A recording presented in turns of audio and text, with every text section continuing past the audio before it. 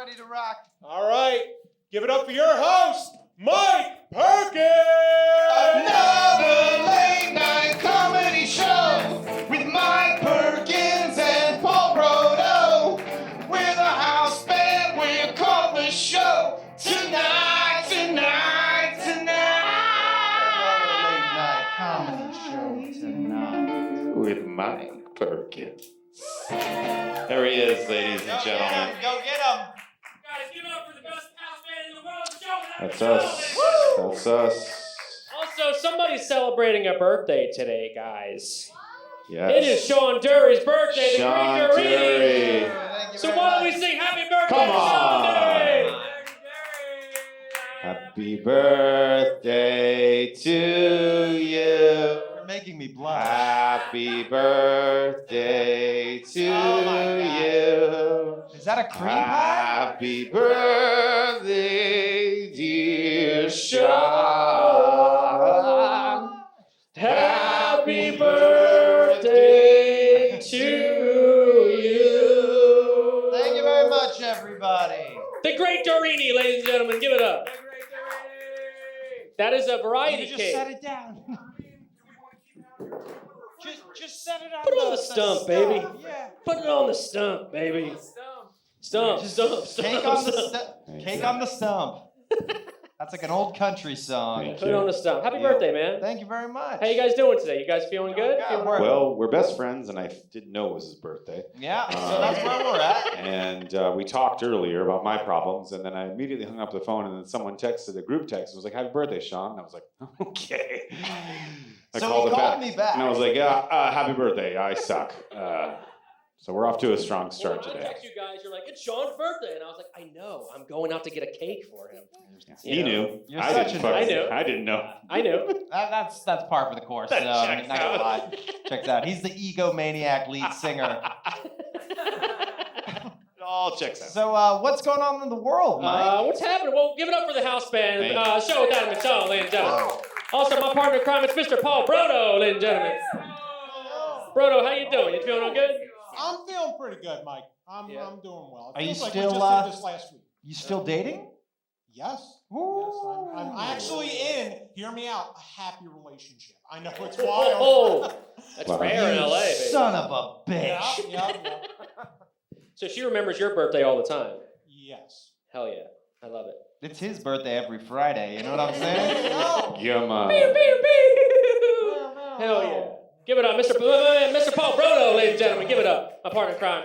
My name is Mike Perkins. I'm going to be your host for the night. Another late show tonight, baby. We're here.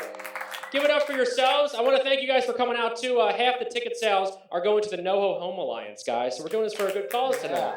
So hell yeah. I love it. Yeah, we have some special guests tonight. Everything's going to be great tonight. I appreciate you guys being here. Give it up for yourselves. I want to get it really loud in here.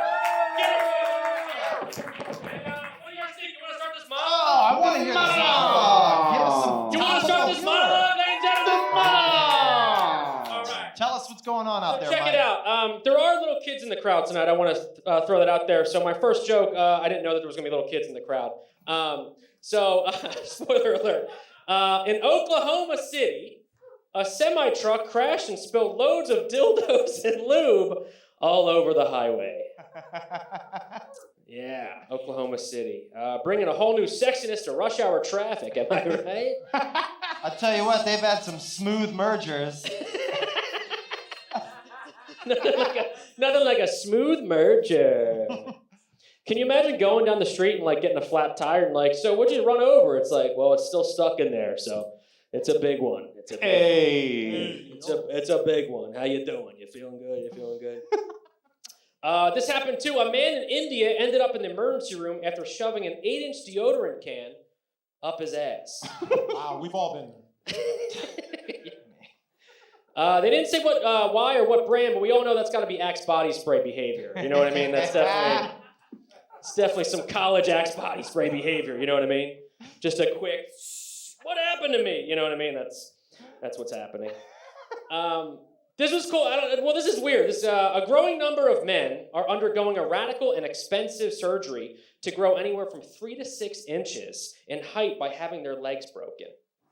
Wait, what? Okay. Yeah. Guys are doing surgery to get taller? So they're breaking their femurs to be able to like 3 months later grow taller. Yeah, they're breaking their legs to grow taller. And there's about to be a guy in LA that's gonna be the tallest man in LA if he keeps DMing my fucking girlfriend. Let me tell you that. Don't do it! Get the fucking bat, Paul. I got the bat over Get here. it. This guy's gonna be 6'2". You know what I mean? Your New Jersey's coming out. I like it. I like it. She has so many DMs. She's does. very pretty. She does. Yeah. She gets. I can She is imagine. beautiful. I have to say that every show. Mike's She hot makes- girlfriend. Mike's hot girlfriend. We can talk about Mike's hot girlfriend. We can talk about Paul's girlfriend, too.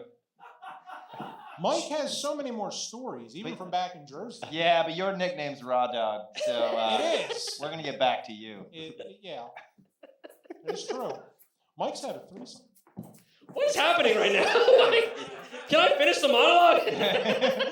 Just go. Don't talk about. There's little kids in the crowd. Like I Yeah, said. it's great. We're I talking about love me it. having threesomes. It's because I had an IMDb credit in 2010. All right, it was it was a great summer. It's a great summer. I was an extra too, and she was like, "Oh my God, you're on IMDb." We won't get into it. Anyway, moving on. Am I sweating more? Every show. It's hot, summertime, baby. Give it up for this awesome backdrop I just got too, guys. Give it up with that sexiness. Anti-vax groups are starting to use carrot emojis in place of the vaccine emoji to hide their Facebook posts. Yeah, the anti-vaxxers. Yeah, they had to change it because it got weird when they kept saying, "I'll never get that eggplant emoji." Talk about DMs. You know what I mean? Talk about it, DMs. Britney Spears fans in the crowd? Yes. Britney Spears fans? Britney Spears changed her name to Channel 8 on Instagram, and her fans went nuts over it. Yeah, there was theories ranging from new albums, Easter eggs, and even a hint that she might join the Marvel Universe. Yeah. Can you imagine if she was in the Marvel Universe, though? Imagine Thanos just getting ready to snap his fingers, and it's like, "It's Britney, bitch." And she just comes. And everyone's head explodes. Dun, dun, dun, dun. She's like, "Oops, and then it's just everyone's halfway going. I love it. As you know, guys, Queen Elizabeth II passed away. R.I.P. Yeah, Queen Elizabeth. And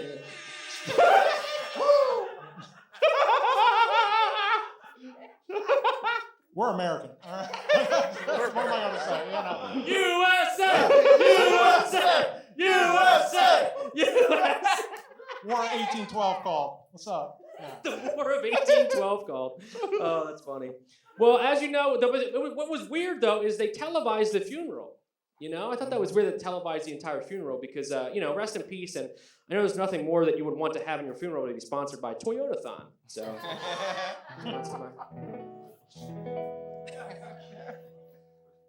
Go ahead and set that one down right there. It's weird that you would like have a funeral, but like ads would be like, it'd be like, and to give it up for the Queen when she was 18 years old, and this is a picture of her, and then it just flashes to like Buffalo Wild Wings. And you're like, what is happening? This next half mile brought to you by Ralph's. Exactly.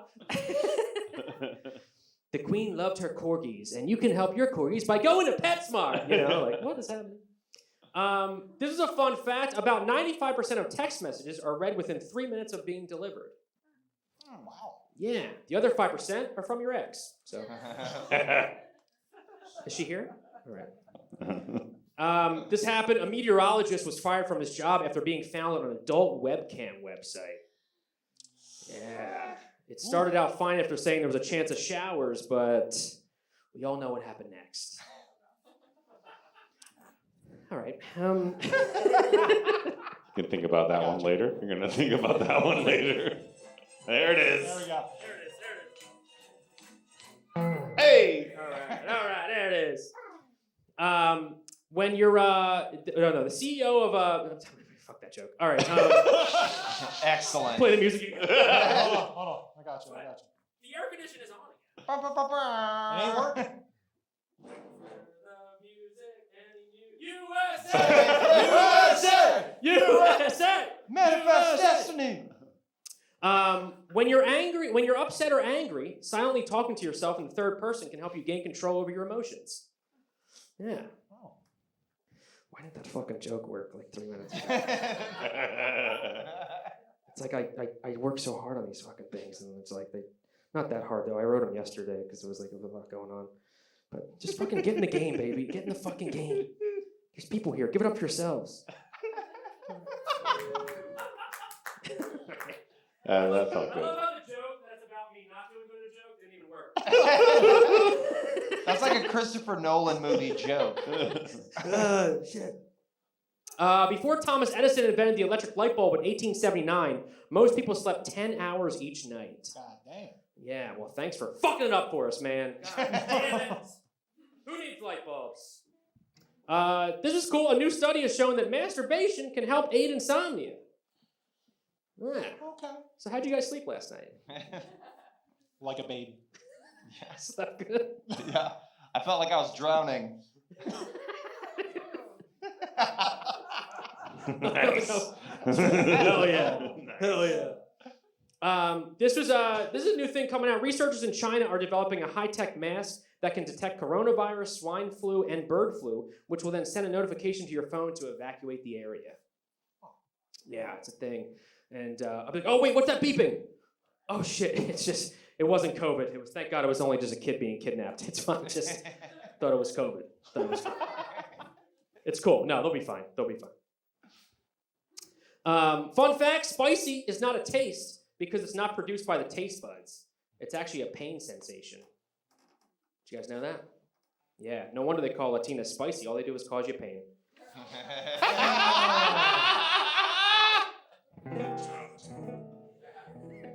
Fatality. Medical professionals are now stating that your anus is just medical professionals are now stating that your anus is just as unique as your fingerprints. Nice. Yeah, which was a weird version of the iPhone when they switched it over to using Face ID. You know what I mean? You're like, all right. Oh man, it's not COVID. All right, it's not COVID. I'll tell you that. Babe, unlock your phone. Let me see your messages. Unlock your phone, babe. You guys hear about the new iOS 16 update though for Apple, where you can delete messages that you send? Yes. Did you guys hear about that? Yeah, you can unsend messages apparently it only works if both people have the new update. Yeah, my girlfriend was talking about it. She's like, that's messed up because what if like a girl says like, "Fuck you, I know you're cheating on me," but then like a couple hours later after she calms down and she just like deletes it and it's like, "Good night, babe. I'll call you in the morning," but it's still gonna be there. And what I said was, I was like, well, if a girl really is that fucking crazy, she's probably using an Android anyway. So, because that's green bubble energy. You know what I mean? That's green bubble behavior.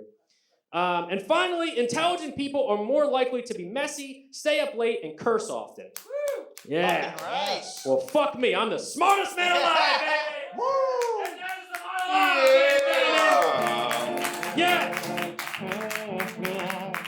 Monologue from Mike Perkins. It's a monologue, it's a monologue, it's a monologue from Mike Perkins. Guys, thank you so much. That was a monologue. Give it up. Best band in all the land. Show with Adam and Sean. You guys having fun? You having a good time tonight? I hope you're ready. We doing good? Are you ready? Are you ready for the show? Come on, this show is going to be, it's going to be crazy. We've been doing the show for almost 3 years now, guys. Next month is going to be 3 years we've been doing the show. Yeah. And a staple of the show every single month is our next segment that we like to call, I want you guys to get the round of applause going. Come on. Get it going. I want to get it very loud here. For our next segment, it's Sports and a Half with my man, Brian McDaniel. Come on, bring the sport. Yes, Sports and a Half. Sports and a half. With a ponytail. All right. Hi, guys. Welcome to the show. Sports and a Half. This segment is called Sports and a Half. You don't have to know anything about sports to like it. You don't have to care about sports to like it. All you need to know is that you have opinions about things, okay? Mm-hmm. And if I say something that you like, I want to hear you cheer. I want to hear you cheer. I want to hear you cheer. If I say something that you hate, I want to hear you boo. I want to hear you boo. And if I say something something and you don't even really have any feelings about it, I want you to sack up and get some emotions, you little bitch. All right, here we go. Sports and a half. Here we go. All right, I got some jokes in my pockets. Fucking maybe. I don't know. Oh, I'm fucking up already. All right, here we go. It was a pickpocket. Here we go. Canelo Alvarez. Here, this is this one. Canelo Alvarez defeated Triple G in their trilogy boxing match. Triple G was 40 years old. Canelo made him wait 4 years to have the fight. Yeah. Damn. Reached for comment. Leonardo DiCaprio said, "I told you 40 was too old to be entertaining." Sports and a half! All right. Okay. Eli Manning. This is an interesting story. So Eli Manning has a show, and as a bit, he dressed up in a wig and makeup and went to Penn State and pretended to be a college kid trying out for the football team. You like this? Okay. Okay. Okay, All right. so far. Now, this corny-ass attempt by Penn State to seem fun was like, it's just nauseating. If you watch the footage, you can tell that everyone's in on it, right? Which is actually no surprise.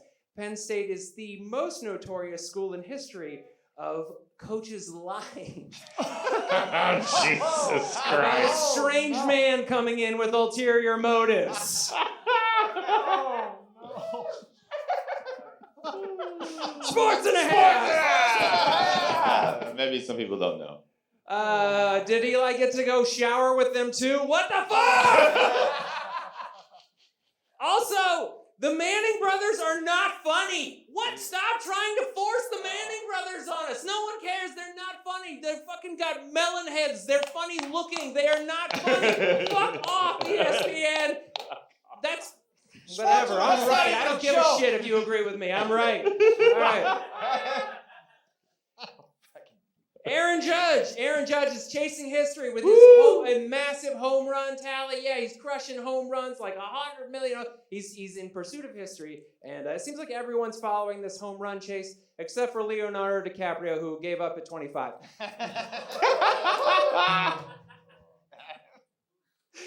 All right.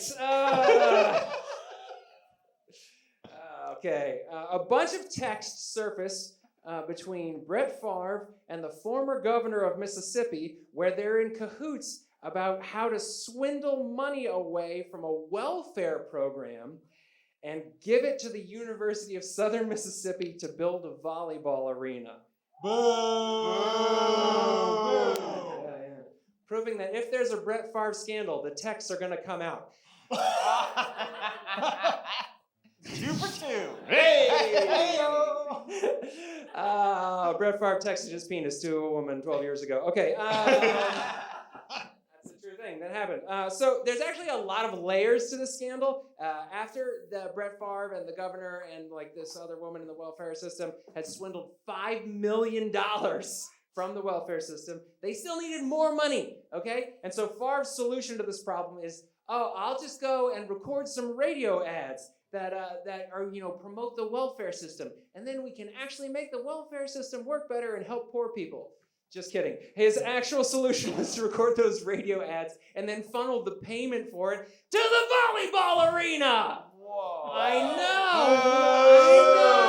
know. Boo, right? And it's just terrible. Like, why did volleyball have to get caught up in all of this? Volleyball is a perfectly nice sport for your very well-off white girls. Okay.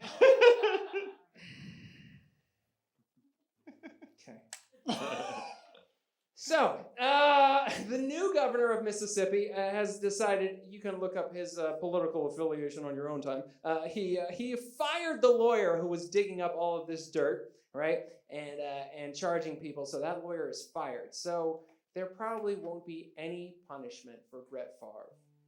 What? Boo. Yeah. Other than living in a state that is constantly subsidized by tax revenue from blue states. Oh, suck it, Brett Favre! Sports and a half! Sports and a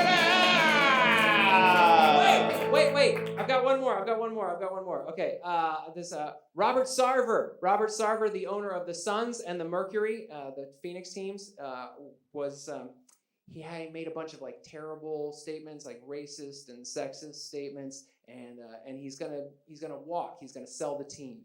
Yeah. Yeah, I think it's good that he's going to sell the team. Yeah, I like that they like pushed him out. He's going to sell the team. He's owned it since 2004, which means he's owned it for about 18 years, which is right in the wheelhouse for Leonardo DiCaprio. Okay, there it is.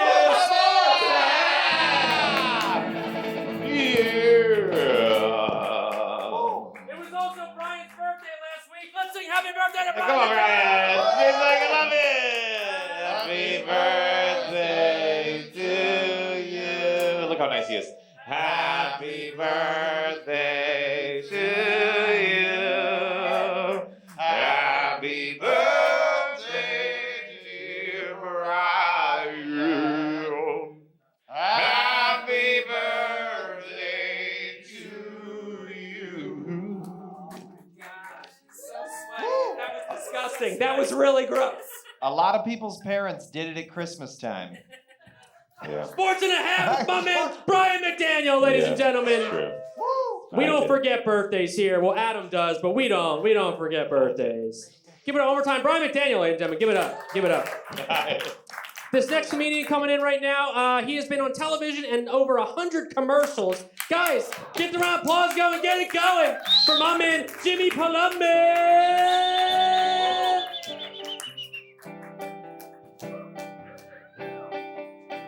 Just flew in from Albuquerque.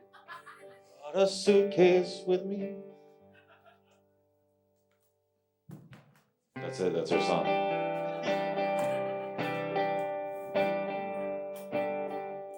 Smooth transitions.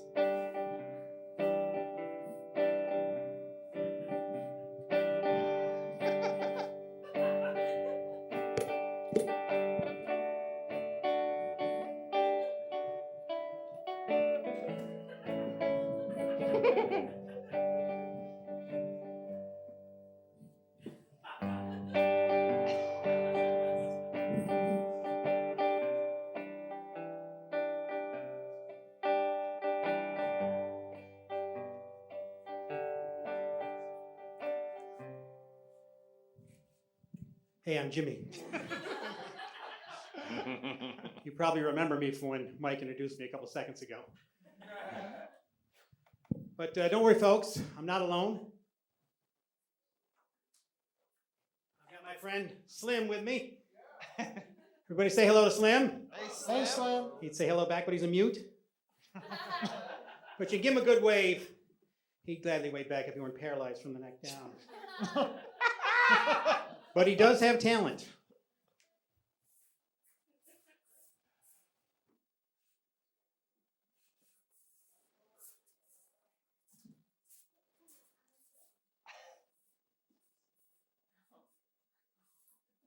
All right. Ladies and gentlemen, an ordinary deck of cards.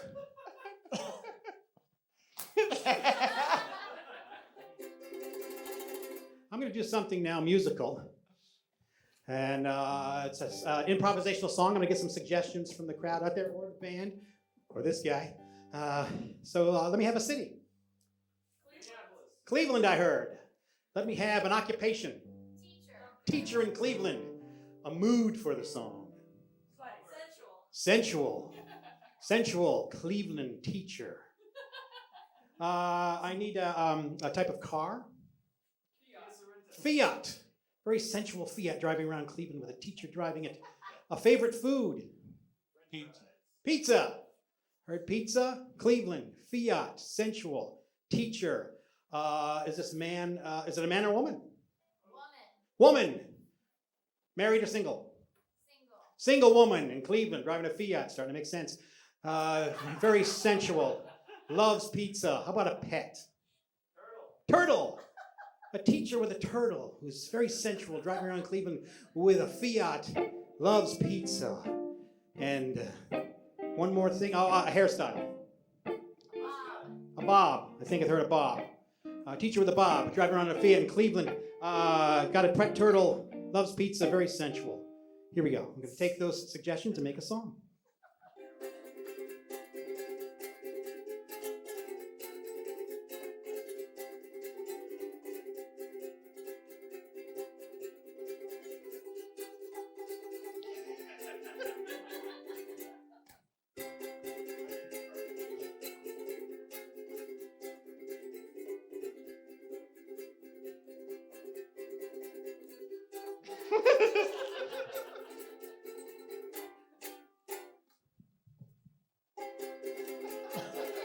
I only do instrumentals. But it was all in there if you were listening, ladies and gentlemen. It's all in there if you were listening. All right. Who likes the accordion? Nobody. Ladies and gentlemen, an ordinary deck of cards. I'm going to take these cards. I'm going to just riffle through them. And whenever you feel like it, just say stop. Hang on. Ready? Stop. All right.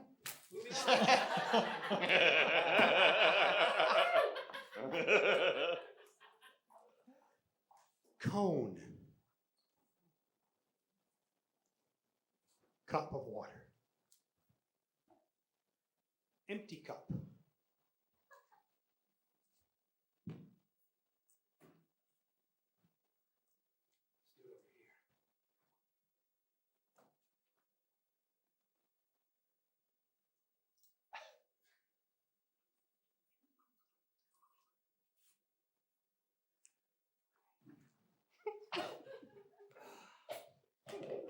Well, ladies and Jordan, an ordinary deck of cards.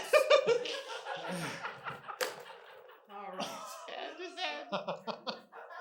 Give me a number between A and 3.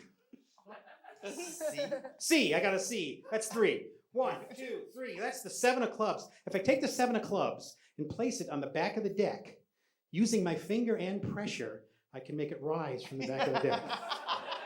There you go. 1, 2, 3. We're working on number 3. There's a 10 of clubs. I take the 10 and the 3, subtract that to 7. 1, 2, 3, 4, 5, 6, 7. Now we've got a 9. A 7 and a 9 is 16.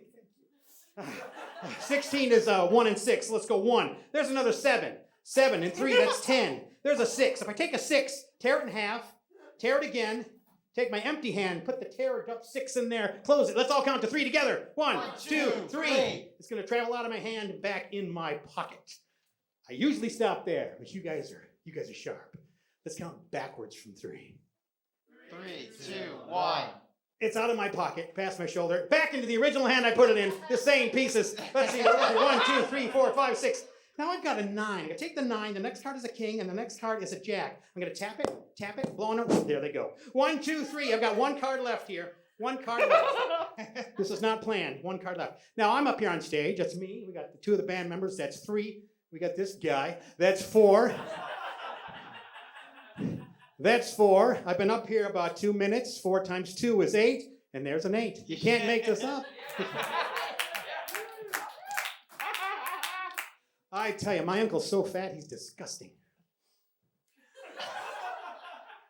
Ladies and gentlemen, a little light magic music, please. The Box of Mystery.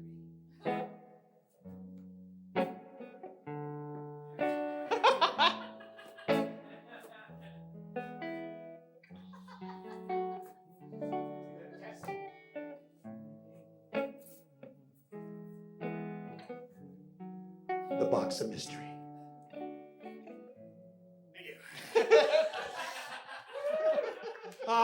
I'm gonna bring Mike up for a couple little tricks here. I've got Mike. Can you come on up here? Yeah, Mike Perkins. All right.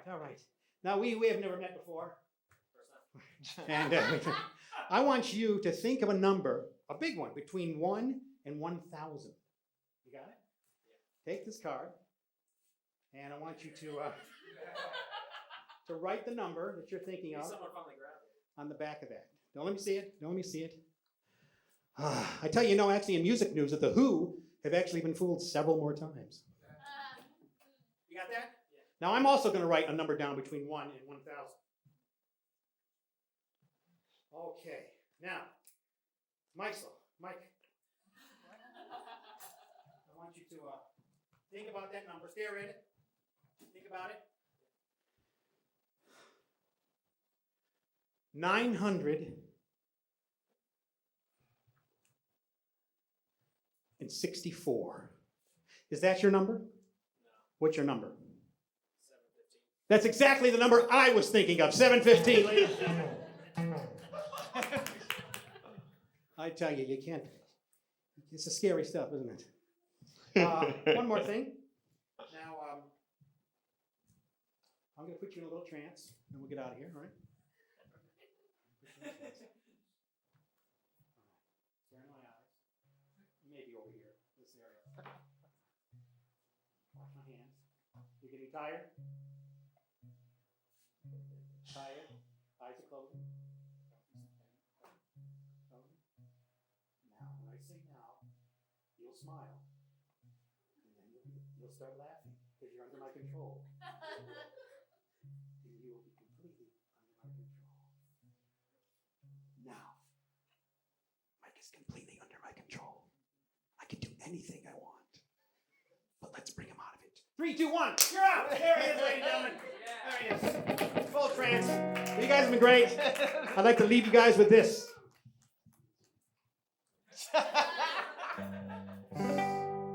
Jimmy Palombi, ladies and gentlemen.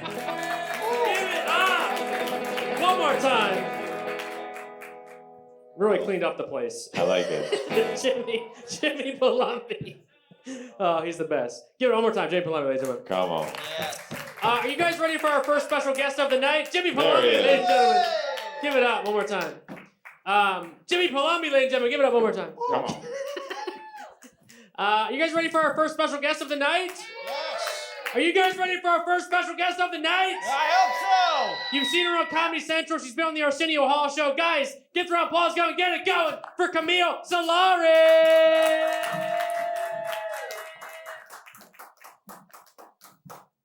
Thank you, darling.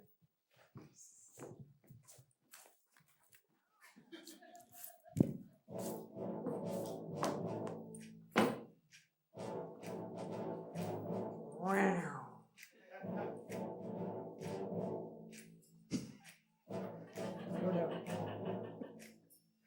Pink is feminine. Pink is kind.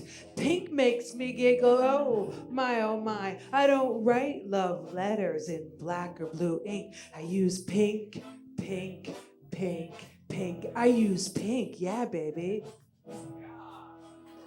Pink is not harsh, mean or rude. Pink is a lovable, mystical, magical attitude. When I paint my eyes for a flirty little wink, I use pink, pink, pink, pink. I use pink, yeah, babe.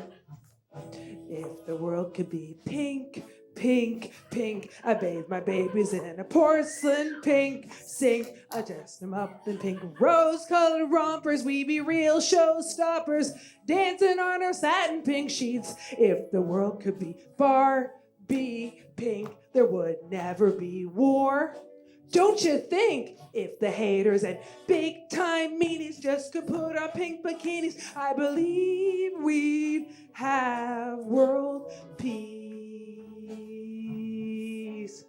Pink alligators, pink lemonade, pink dollar bills is how I want to be paid. I flash my pink diamond ring with my flamingo drink. I love pink, pink, pink, pink. I love pink. I count pink sheep to fall asleep. Is the top of the heap. I even dream of pink men. Oh, as men could be pink. I love pink, pink, pink, pink. I love pink. Yeah, babe. If the world could be pink, pink, pink, I bathe my babies in a porcelain pink sink. I dress them up in pink rose-colored rompers. We'd be real showstoppers, dancing on our satin pink sheets. If the world could be Barbie pink, there would never be war. Don't you think if the haters and big-time meanies just could put on pink bikinis, I believe we'd have world peace.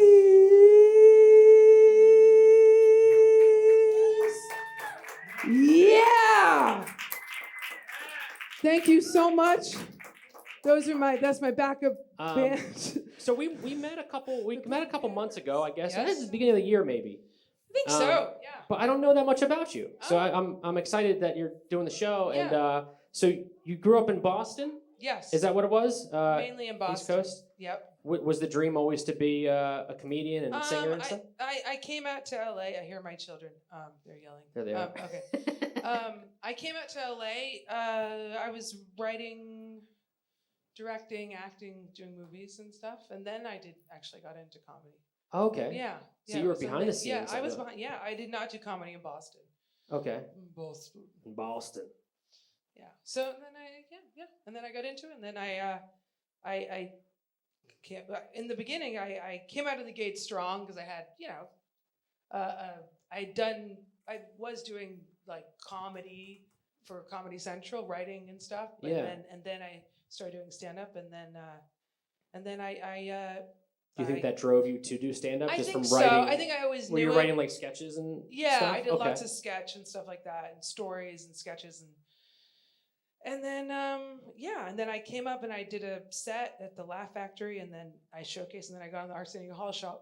That's incredible. Very early on, which was very. And I have a Yeah. picture from it. Yeah. This is her on the Arsenio Hall show, Yes. ladies and gentlemen, Yes, I was.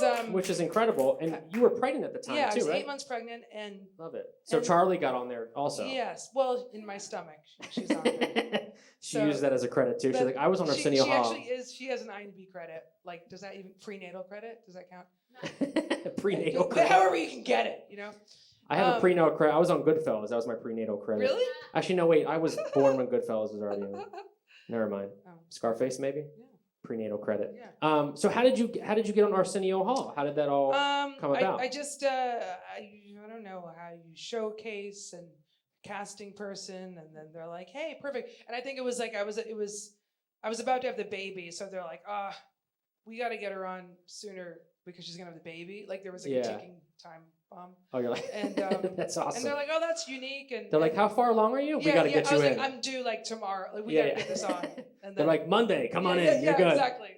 That's what it was like. And so, That's and awesome. at that time, I guess I was the first comedian in television history, to actually be showing pregnant and doing stand-up comedy. Wow. Yeah, so that was That's like, incredible. yeah, it was like, and I was on a pilot, and that it was like about all these comedians, and they actually, before I got Arsenio, they fired me off the pilot because I was pregnant. Are you kidding me? Yeah. Now they would never do that, right? But at that time, they, and then it was like, something better will come. So it did.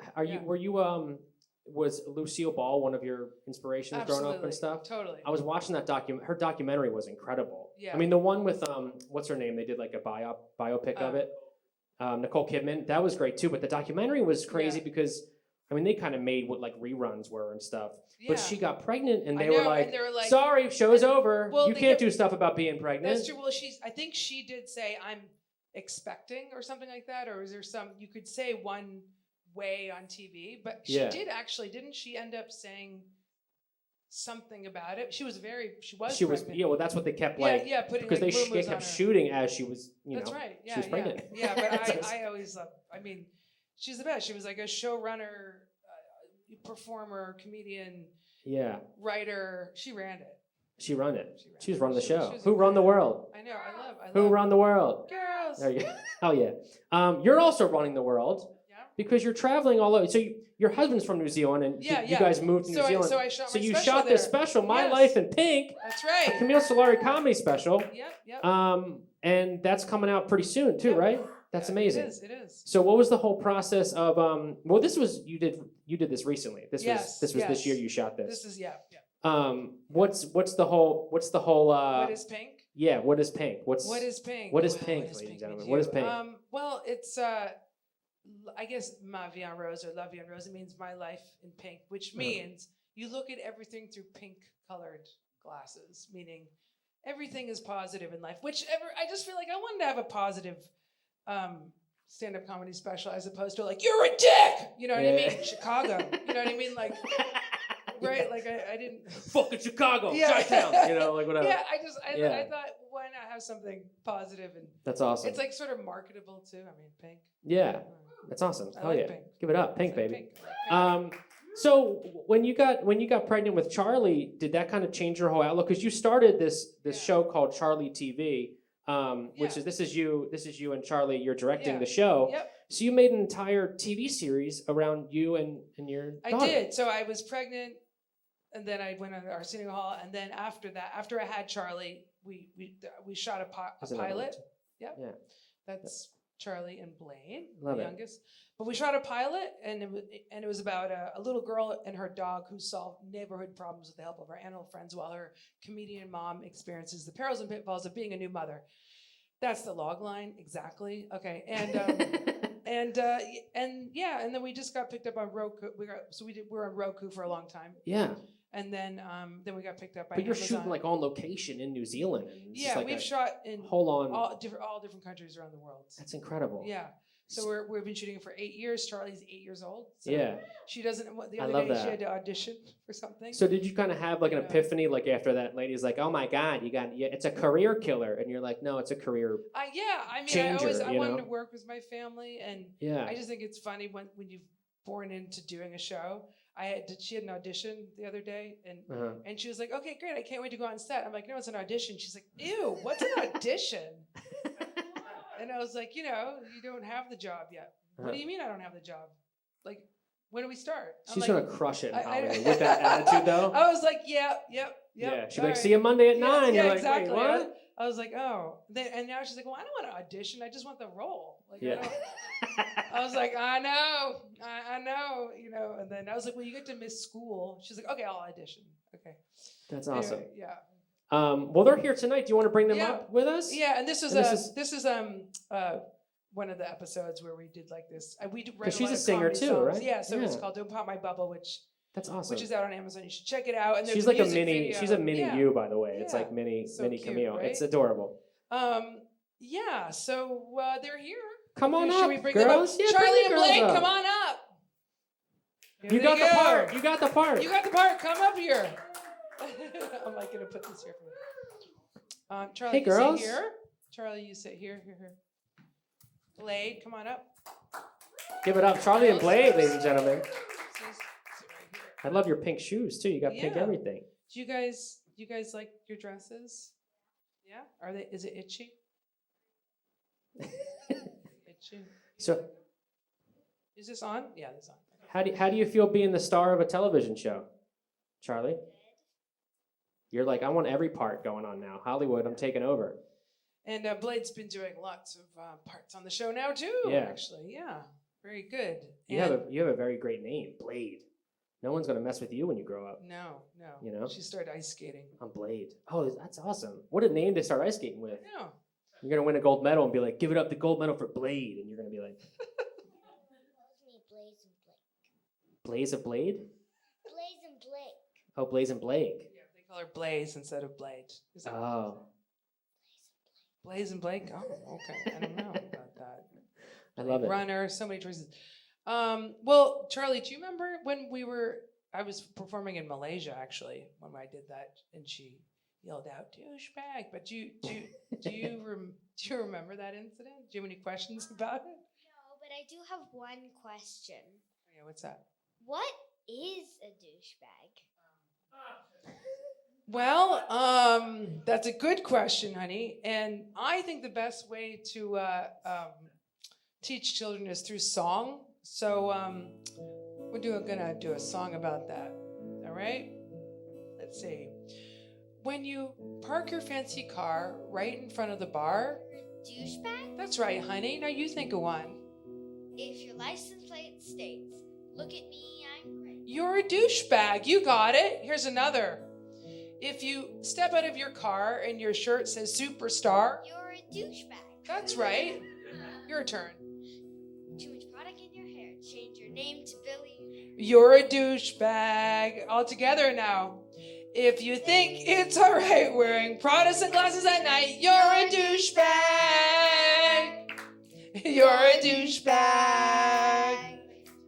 You're a douchebag.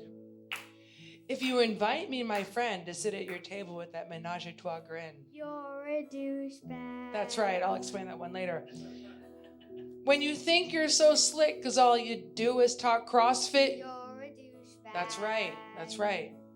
If you think you're a winner because you Instagram your dinner. You're a douchebag. Yeah. If you ask how far I'm along because I'm bloated as a bong. You're a douchebag. No, right. Together now. When you tell a girl she's fat, even though she's actually fat, you're a douchebag. You're a douchebag. You're a douchebag. When you ask out my friend and you whisper she's a 10. You're a douchebag. When you pick her up on a date and you show up 2 hours late. You're a douchebag. When you take her out to dinner and you stare at another ginger. You're a douchebag. So she dates him for 3 months, even though she gets 3 STDs and then dumped. Mommy, what's an STD? You're a douchebag. When you cheat on the girl and blame the crabs in her cat pearl, you're a douchebag. You're a douchebag. So cute when they say that. You're a douchebag. When you find out 3 months later that he's making out with this blow-up alligator. There's a lesson to be learned that you need to be patient and hold out and look for that unicorn. Not a douchebag. And that's a douchebag. Class dismissed. Guys, give it up for Camille Solari. Thank you. And Charlie and Blade Solari, ladies and gentlemen. Give it up. All right, thank you. Thanks, Mike. All right. It's you. Oh, yeah, that's on set. That's a really fun picture of Don't Pop My Bubble, the music video. There you go with your tongue out. Yeah, exactly. All right, are we, we're done. We're done. Guys, Camille Solari, one more time, ladies and gentlemen. Give it up. And give it up for Charlie and Blade, too. Look how beautiful. Come on. You can take one if you want. Not that one. Jimmy, don't yell at the children. I'm sorry about my monologue, by the way. I sound like my girlfriend. All right. One more time, Camille Solari, ladies and gentlemen. Give it up. One more time. Come on. And check out Charlie TV on Roku, ladies and gentlemen. Give it up. 7 seasons of the show. Camille Solari, ladies and gentlemen. And also My Life in Pink, new comedy special coming out soon. You guys ready for your next special guest of the night? Are you guys ready for your next special guest of the night? You might have seen him on Viceland, but you're about to see him right now. Guys, get the round of applause going for Nick Stargu. Mike, everybody. Mike Perkins.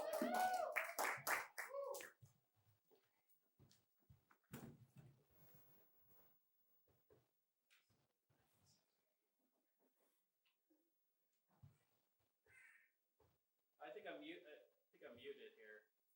Check. I think we're muted. Can we get... This is how I start all my sets. That's actually my catchphrase. I think we're muted right now. I do have stickers. Very good. Thank you so much. Give a hand to your sound guy.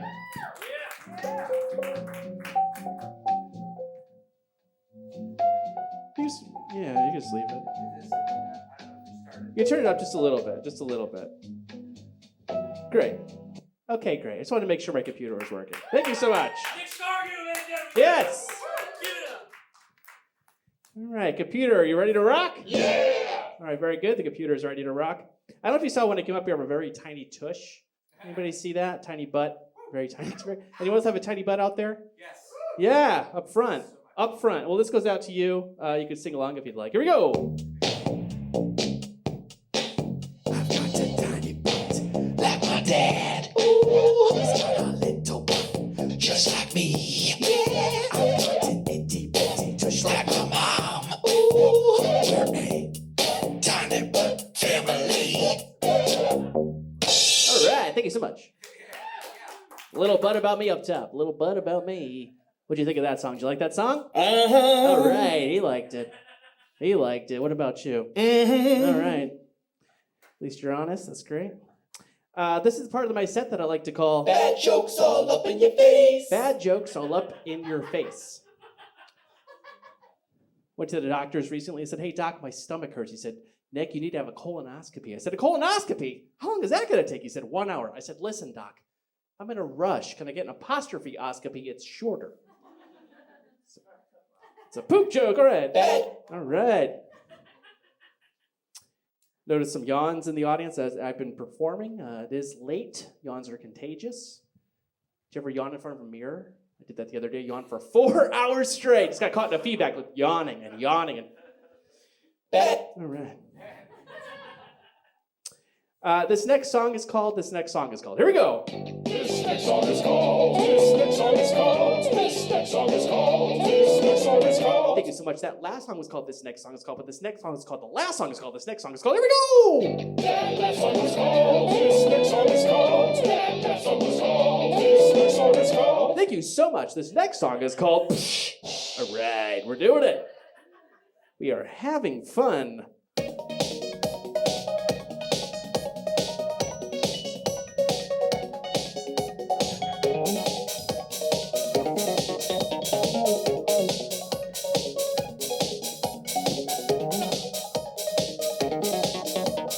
Drop it, pick it up.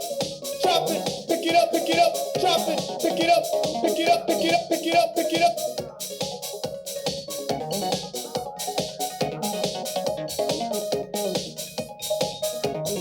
Pick it up, pick it up.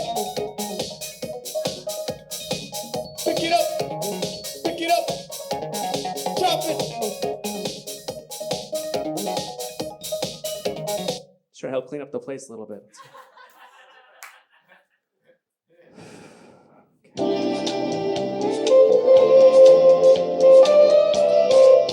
gonna use the guitar. Is that okay? Okay. I'm gonna use the guitar. Okay.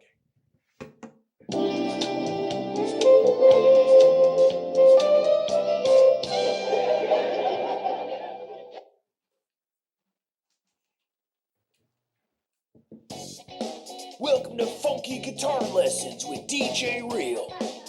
On today's lesson, DJ will show you some monster riffs to whet your funky appetite. And here he is now, ready to shred. 2, 3, 4.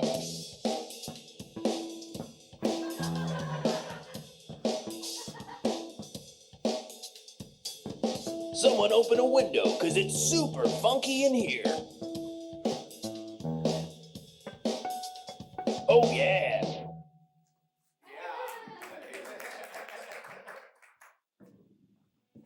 I do give lessons if anyone's interested. I'd like to play a song I started writing, if that's okay.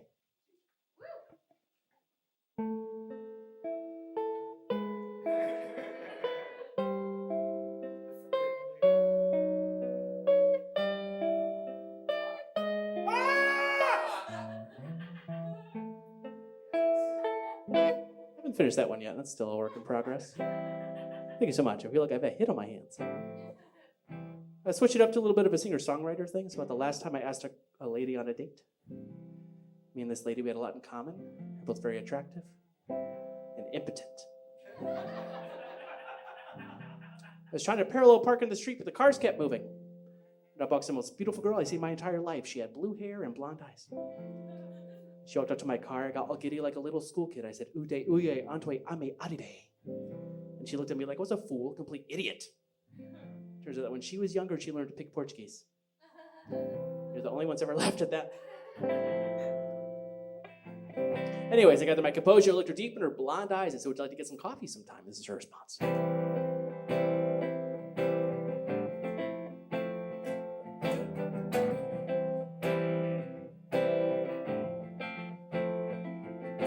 No. She said no.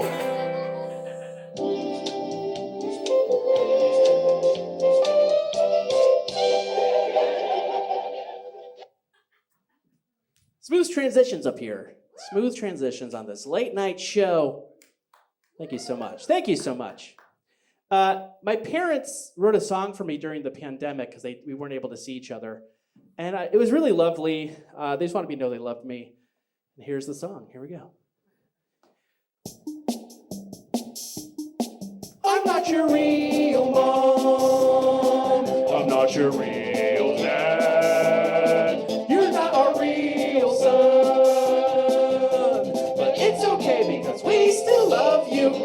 They still love me. It's a short song.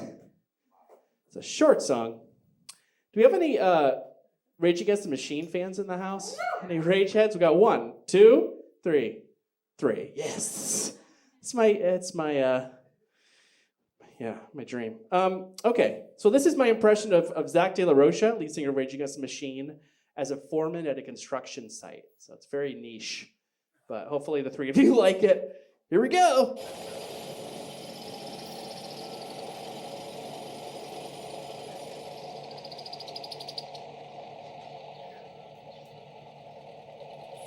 Come with it now. Bring it back the other way. What are you doing? Bring it back the other way. Come on. All right, bring that shit in. Over here. We're going to take the power back to the other building, you dumb. It's a very niche. I mean, if... Okay. I'm a big fan of Michael Jackson's music. Not so much the other stuff, but the music's great. It'd be weird if I was a fan of the other stuff. And, you know, he has all sorts of great sounds that he puts in his tunes, and one of my favorite ones is a sneeze that he does on the song "Speed Demon." I don't know if you guys know the song "Speed Demon." It's on the song "Bad." Oh, sorry, the album "Bad." Here we go.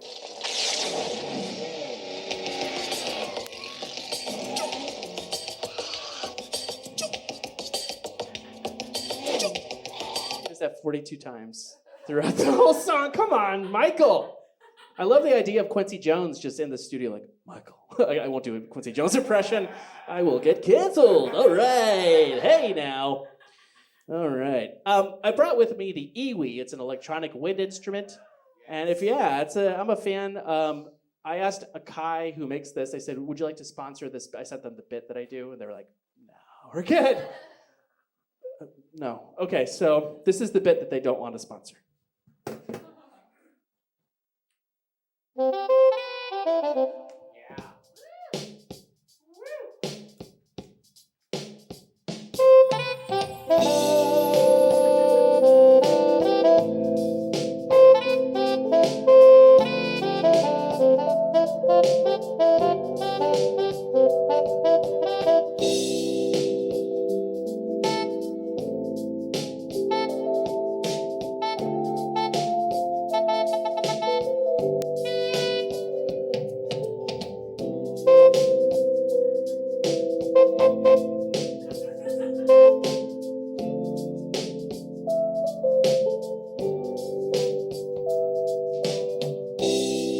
So can I call you sometime? Can I get your number? Can I get your number? Can I get your number? Can I get your number? Can I get your number?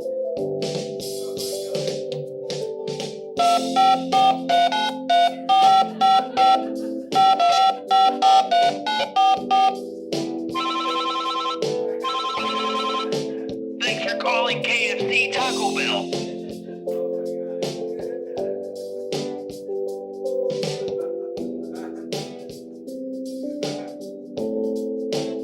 Hey, I'm no fool. I can smell your fear. I can sense your hesitation. I just wanted to call you to tell you about an amazing opportunity. EWWWiis are on sale at Guitar Center. So I was thinking maybe after the show, I don't know, maybe we can play together sometime? What do you say? What do you say? What do you say? What do you say? Yes! Thank you very much, everybody. I've been Nick Stargu. Let's bring our host back up here. Nick Stargu, ladies and gentlemen. Yes. Do I have your microphone? Nick Stargu, ladies and gentlemen. Give it up one more time, baby. Give it up. Use that. Thanks so much for doing the show. One more time, guys. Give it up. Come on, that was awesome. Okay. Why don't they sponsor you, man? They should sponsor you. they just don't have good taste. That's what I say. They need to get themselves checked. Check yourself. I don't know. Check yourself before you wreck yourself. Something like that. Yeah. You're so good. How many instruments do you play? 16. 16 instruments? No, I'm just kidding. No. Okay, I can play a little bit of piano, guitar, bass, a little bit of electric sax. I think that's it. 4.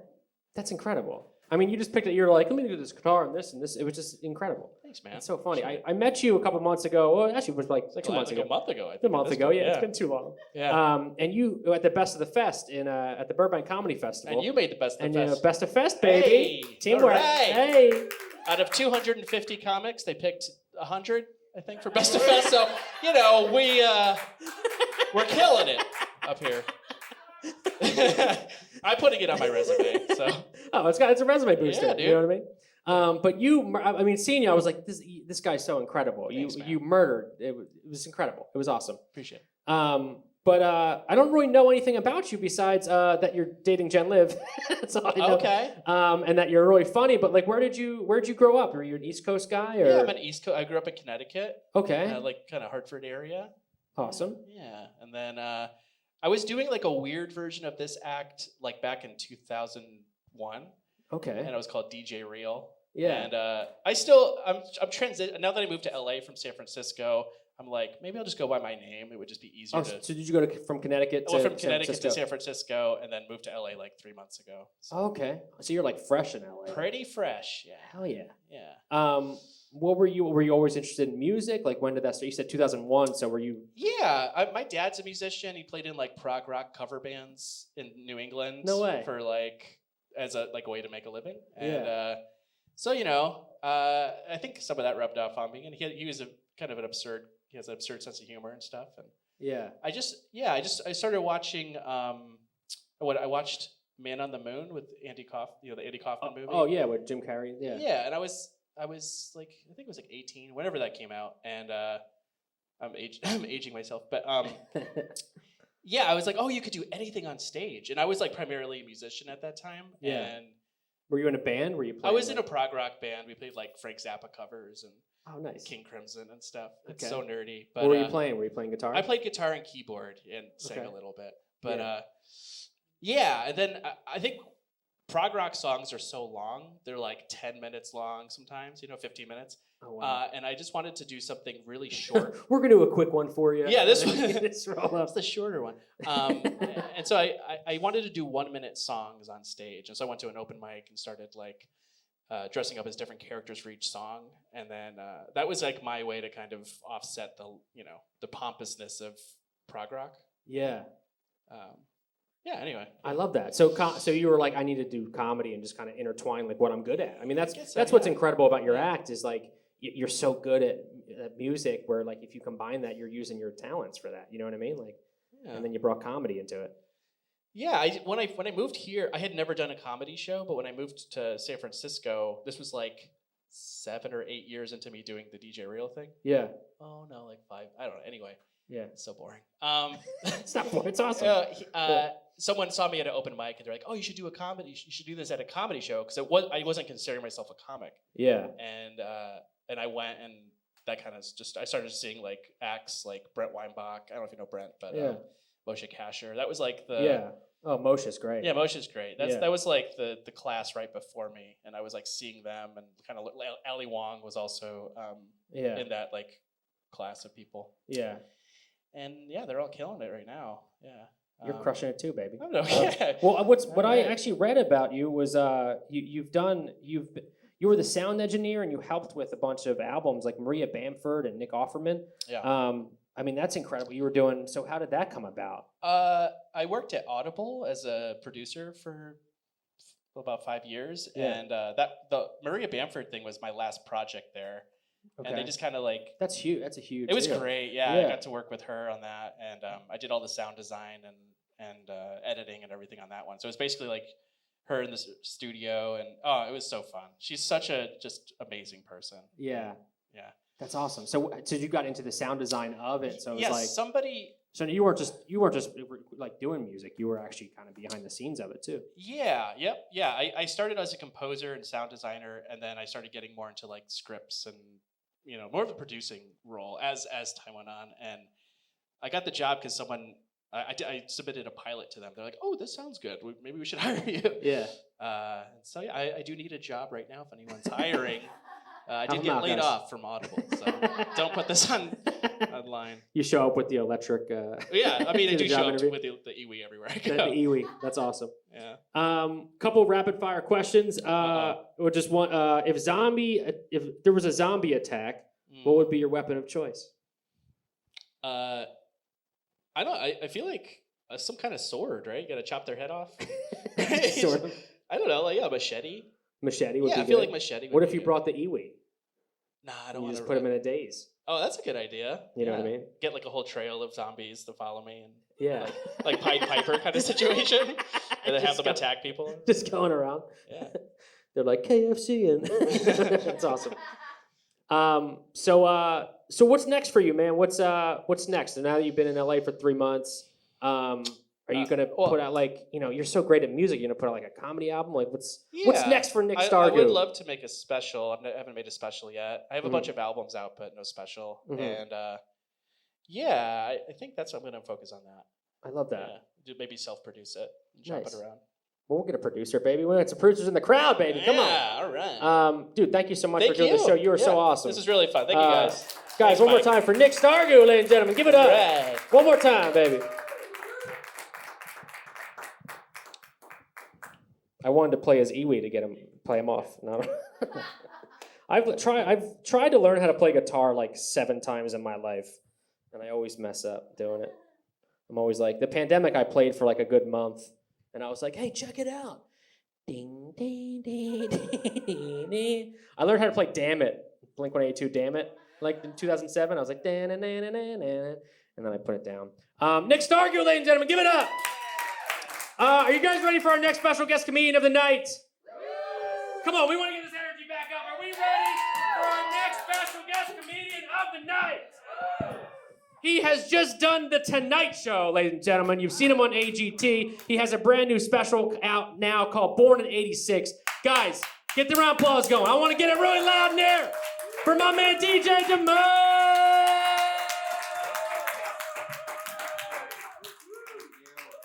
Thank you. Keep it going for the nicest man in the world, Mr. Mike Perkins, everybody. Beautiful man. I love that guy. I'm Canadian, but I moved to America 6 years ago, and I've always been trying to think of a way I could hurt myself just enough to get money, but not enough to fuck up my life. And these cards all over the stage, they got me thinking. They got me thinking. But that's fine. Not the time or place. Just got me thinking, that's all. My wife and I tried to make a baby for a long, long time. And it's fun when you first start trying to make a baby, because you're like, oh yeah, we gotta have sex every couple days. Bow chicka bow wow. This is gonna be great. Then after a few months, when you haven't conceived yet, you're on this rigid schedule, fun goes away, You start to turn into 2 disgruntled factory workers pretty quickly, just punching in for your shift at the baby-making factory. Like, all right, let's fucking do this, I guess. That's not shitting on my wife or making love to my wife. I love making love to my wife, but, I'm not a fan of work or schedules.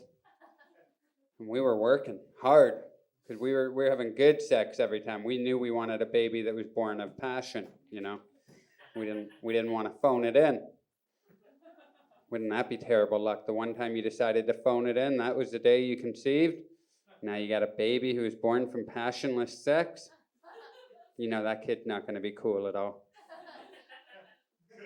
You want a kid where both parents came. Right? You know that. You just feel it in your bones, right? There's no science to back it up, but that kid's going to be a lot, not just cooler, but like structurally, the bones are going to be a lot stronger on a double orgasm, baby. You want bones that were forged in the fire of 2 orgasms.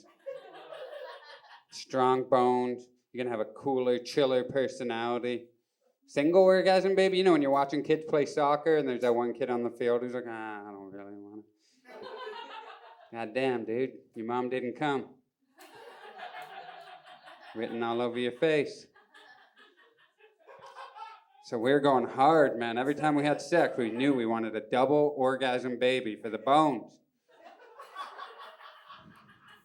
But we tried for like a year, no luck. 13 months, 14 months before finally we were like, okay, we're no spring chicken. My wife and I were both in our mid-30s, so we were like, we got to get this figured out, figure out why we're not conceiving yet. So I went to the doctor. The man always, infertility, like fertility issues are a lot like murder. They always look to the husband first, you know?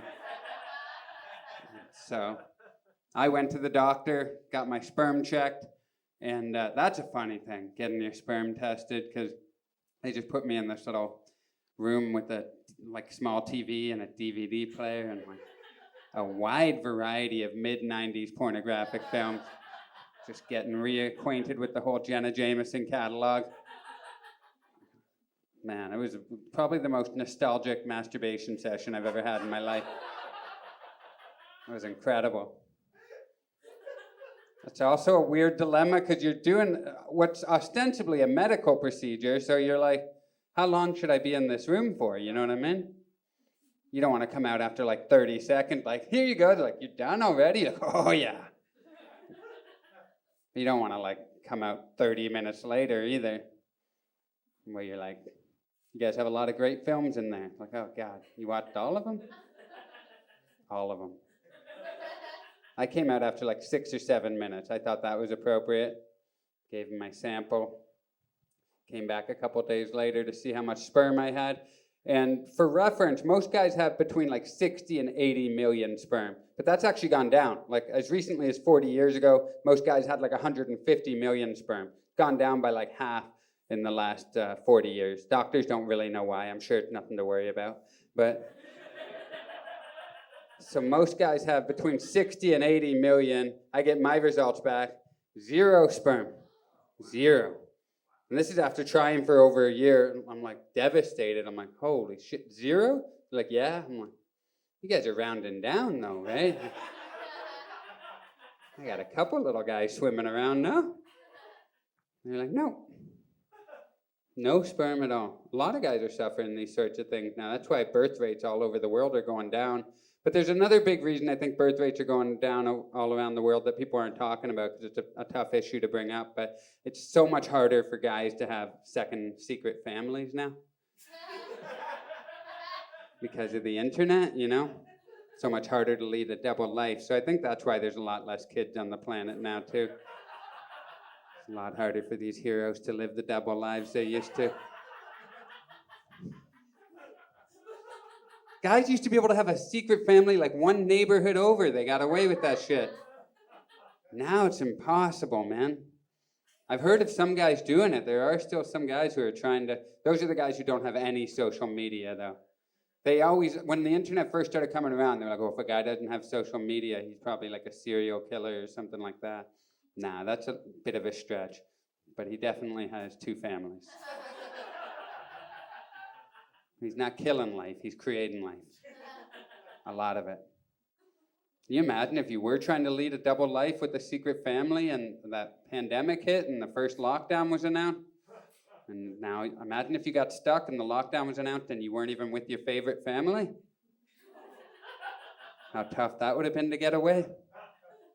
Like, no, I gotta go, I gotta work. They're like, there is no work. The world's shut down. You're like, no, I work in the pandemic field. I thought you were a salesman. Yeah, I sell pandemics.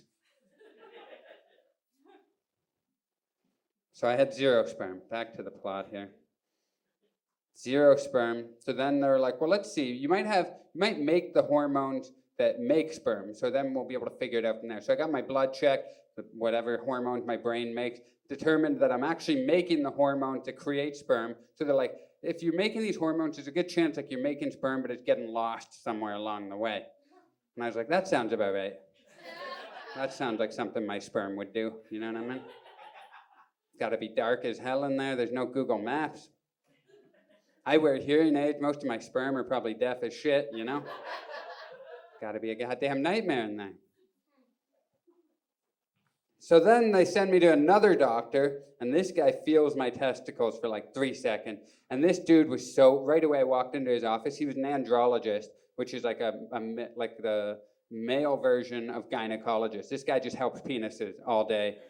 And honestly, I didn't know andrologists existed, but I want to tip my hat to them because these guys they're looking after dicks all day long, doing the Lord's work. I walked into this guy's office, pictures and paintings of penises all over the wall.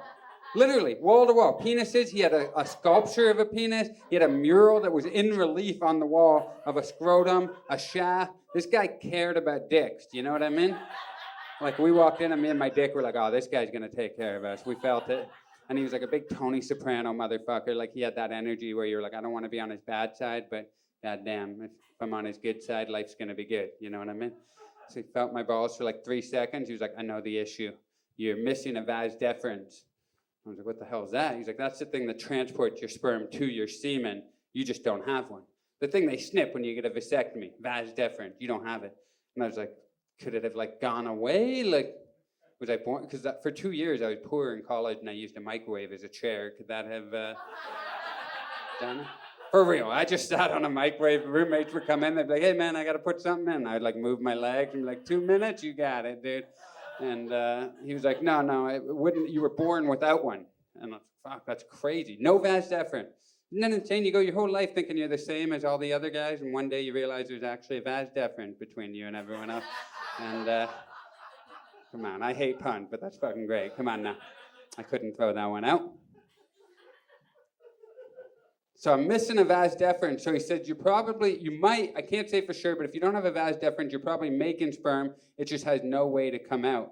You're like shooting blanks, so to speak. So we're gonna do like an exploratory mission to see if we can find sperm. So they signed me up for this surgery. I go in like a month later, 2 months later, and I'm nervous. I'm like, are they gonna find sperm? I don't know. Are we gonna have to adopt? We didn't know. There's so much in the air, so much emotion riding on this day. They wheel me in for my surgery. I go into the operating room, but beautiful operating room, 2 nurses, doctor. They know what they're doing. I feel comfortable right away. They got music playing on the stereo, Journey, Don't Stop Believing. Honestly, that was the first song as they wheeled me in. I'm like, fuck yeah, this is exactly what I need to hear right now. They freeze my balls. I'm like, don't stop. They're working. I don't see them. They're behind a curtain. I just let them do their thing. The only time I spoke up was like 10 minutes in because I saw smoke coming from behind the curtain. That was the only time I spoke up. I was like, hey, everything okay down there? They're like, oh yeah. I just saw a head pop up. Yeah, fine. I was like, okay, just wondering because nobody said you were going to be setting my dick on fire, so I just wanted to make sure. And then they worked for like another 10 minutes, and then finally I could see the tops of their head, and they weren't looking down at my penis anymore. They were like talking. So that I spoke up again. I was like, hey, did you find any sperm down there? I'll never forget this moment as long as I live. I was like, do you find any sperm down there? Doctor's head pops up over the curtain. He goes, oh yeah, beautiful sperm. Went back. I was like, that's amazing. You say that to all the guys, you know? So they found sperm. I ended up having sperm in there. So my sperm just hangs out since it doesn't ejaculate, just hangs out in my scrotum. How lucky are my sperm? You know what I mean? I found out they hang out there for a couple months. Most guys, the sperm leaves after what? A day, 2 days, a week if they're a monk. You know what I mean? My sperm get to hang out, just slowly wither away, chill, warm. You know what I mean? My scrotum is pretty much Florida. You know what I'm saying? It's a nice life for these sperm. I just picture how unsettling it must have been for them when they opened my ball sack and like all this light came in. And, hey, whoa, hey, what's going on? Watching Matlock in here, what the hell? So anyway, they found sperm, and then they ended up, my wife created a bunch of eggs. They injected her, like she went through a lot. My wife is a saint. But they ended up making 7 embryos, my sperm, her eggs, 7 embryos. We froze 6 of them, implanted 1 in her. And then I actually have a friend in Canada who went through the same procedure, and they went through the whole thing we went through, but paid like $1,000. We paid way more than that, so much money. But right before they were about to implant, my friend in Canada, they conceived naturally. And we were talking about it. They're like, isn't that amazing that we ended up conceiving naturally? I was like, it's not amazing. Maybe for you, because you didn't pay anything. But if that would have happened to us, I would have been pissed, man. After all that money, they would have been like, oh, you conceived naturally. I would have been like, no, you still put that one in, okay? The one we paid money for. We're going to see who wants it more. You know what I mean? Nature versus science, the ultimate battle. Anyway, so they're implanting the embryo in my wife. This is a big day. She's in the operating room, and I'm on the outside. I can just look through the glass watching the procedure. And then as they were about to implant it in her, all of a sudden an idea struck me. I was like, baby! I started knocking on the window. Everybody looked. I was like, baby, pleasure yourself. And everyone was like, what the fuck? I whipped my dick out. I was like, what's going on? They were dragging me away. I was like, double orgasm, baby! Double orgasm! Drag them, the bones! The bones! And they dragged me out. So. Anyway, she didn't come. So we have a 0 orgasm baby, but he's a beautiful 6-month-old boy. So there's a happy ending to the story. Thanks for having me, Mike. Thanks for listening to me talk about my sperm and whatnot. Thank you, Mike Perkins. DJ Demers, ladies and gentlemen, give it up. He got some beautiful sperm. Oh man, look at this. Ready? Oh man. DJ Demers, ladies and gentlemen, give it up. Thank you. Hell yeah. You could take that bad boy off. You like it? Congrats on the beautiful baby boy too, man. Yeah, you came to visit I last know, week. he's the man. Yeah. It's awesome. Did you print a picture of you and my baby boy? I should have. No, I had the should've. special. Who gives a shit about the special? That's the most Come on, important put him stuff. up there, baby. Yeah, that would be a good logo. You and my son. How's the dad life been treating you, man? It's been going good. It's been 6 months. Yeah, he's working now. We're putting him to work right now. Yeah, he's pretty independent, man. He's been editing my videos for Instagram and shit. Oh just yeah, doing it. dude. Fuck yeah. He's figured out all the monetization stuff. Hell He's yeah. on it. Yeah. He's on it. He's great at the subtitles. Apparently, he just Looking out for the deaf homies, you know what I mean? You know, he's not deaf. He's got perfect hearing, but you hear so much about these doctors who are using their own sperm when you go through this IVF stuff now. Holy It shit. would have calmed my nerves a bit if he was deaf. Do you know what I mean? Wow. So now I don't know whose sperm that is. So could that could have been transferred down to your son? I don't know. I haven't asked a lot of questions about my deafness, Okay. but probably genetic. Yeah. My mom's hearing has gone on. Her dad's hearing sucked. Uh-huh. So it's probably genetic somehow. But his hearing's great so far. But I'm blasting the music loud. I want him to take after his papa. You know? Don't stop believing. That's right. He's just hanging out like. That's right. Yeah. No, for real though, I do listen to the music way too loud. My Do wife you gets really? really mad. Yeah. Madge is like, "What the hell are you doing?" You're like, "What? He loves Led Zeppelin." You know, Yeah, he whatever. fucking loves Led Zeppelin, Yeah. man. Actually, today I actually shed it. I'm not lying about that. The tear didn't fall, but I got really misty-eyed because I was like putting him to sleep, but I was dancing around the house with them, and it was Ed Sheeran, Thinking Out Loud, that got me. Oh God, come You know, on. I don't listen to much radio or pop, so I just heard that song for the first time like a month Dude, ago. Ed Sheeran gets me every single time. Fuck, Thinking Out Loud? What a song. Dude, I do Holy a bit shit. about it on stage. About Thinking Out Loud? Oh no, I do the one about Castle on the Hill. Oh yeah, I remember that bit, but I didn't Dude. know the song because I All gotta of listen his to that songs one. just hit you in a certain way every Yeah, time. He knows what he's doing. That Thinking Ed Sheeran. out loud, you know, it's just like, oh my God, it just hits you every You time. know how you're so fucking talented when And you you- can become the biggest pop star on earth and you look like that. Yeah. I'm not trying to shit on him, but like he's no heartthrob, you know what I mean? But who gives a shit when you make Oh, songs well, come like on, that? his voice and everything is beautiful. I always think Fall Out Boy would have been the biggest band on earth if their lead singer didn't look like Yeah. you know. He always looks like he was going down, did around. And his name was Patrick Stump, and he looks like a stump. Is his you name know? Patrick Stump? Yeah, I never knew his name. Honestly, I feel bad for shitting on people. Yeah. He's a wonderful musician as well. I told myself I wouldn't make fun of Yeah. anybody, which is very tough as a comedian. Guys, our next act coming up. Give it up for Fall Out Boy. Just come up. If he was here right now, I'd blow him. There's a reason I know his name. Fall Out Boy is the best. Patrick Like, Stump. Stump is my stage Pete name. Wentz. That's what I wanted. Oh, yeah. I mean, when Pete Wentz is the heartthrob of your band, you know you're really lacking. Oh, yeah. Pete Wentz is no Chemical Romance? No. What? He's not My Chemical Romance, right? Pete Wentz? Yeah, no, No. Pete Wentz is the bassist and songwriter for Fall Out Boy. Oh, he's the other guy. Yeah, he's Oh, the okay. dark-haired, the guy bringing the emo energy. Gotcha. Yeah. And he would swing the guitar around and catch Yeah, it. Fucking yeah. badass, dude. You Hell know, he yeah. spent hours practicing in his room. Oh, yeah, for sure. Fuck Just yeah. breaking shit. Yeah, I do that. I can't play guitar, but I can swing. You do it with your son. You're just Yeah. swinging them around. Broken many mirrors and windows and whatnot because you got to make sure the strap is connected to the guitar before. You do use play it. guitar. That's a little. 3 chords, baby. Okay, I love Not it. well. But now you're playing but I thinking play out it, loud. yeah. You know what I mean? That's right. I'm gonna teach my son to play guitar. Yeah. 3 chords. If he tries to learn any more, I say we don't do that in this house. we're a 3-chord family. All right. Oh, you think you're better than me? We do E minor and that's it. Give it E minor.